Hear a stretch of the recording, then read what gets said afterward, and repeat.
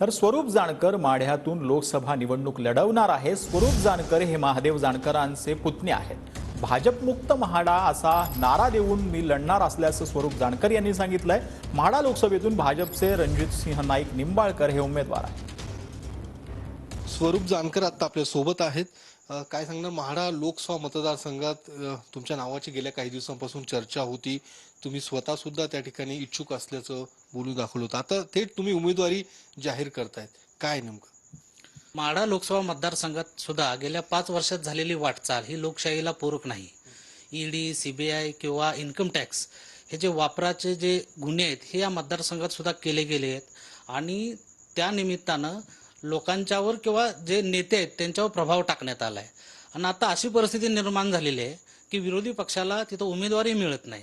त्यामुळं सामान्य माणूस किंवा सामान्य कुटुंबातला माणूसच भाजपच्या विरोधात आवाज उठवू शकतो, ही भूमिका मी घेऊन भाजपमुक्त माढा हा आज मी नारा दिलेला आहे। मग नेमकी उमेदवारी तुमची कुठून, म्हणजे अपक्ष तुम्ही म्हाडा लोकसभा मतदारसंघात उमेदवारी करणार, या संदर्भातली काय तुम्ही नेमकी कधीपर्यंत भूमिका तुमची जाहीर करणार? 14 एप्रिलला डॉक्टर बाबासाहेब आंबेडकरांच्या जयंती दिवशी हा मी निर्णय जाहीर करणार आहे।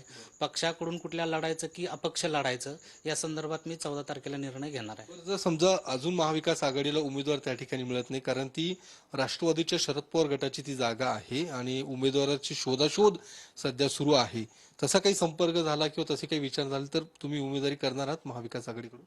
जर महाविकास आघाडीकडून संपर्क झाला तर निश्चित मी त्या संदर्भात पॉझिटिव्हली विचार करेन, कारण माझं अंतिम ध्येय माढा लोकसभा मतदारसंघात भाजपला पराभूत करणं हेच आहे।